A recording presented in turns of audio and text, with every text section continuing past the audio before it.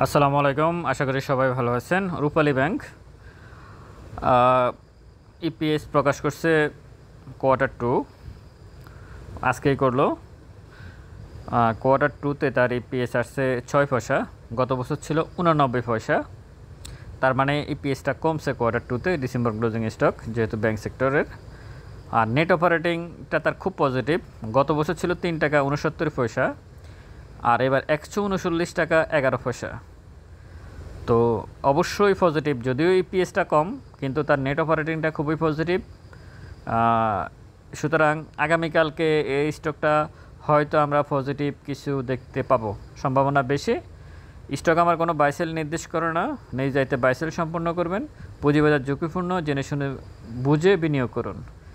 ভালো থাকবেন সবাই, ভিডিওটা শেয়ার করবেন। আসসালামু আলাইকুম।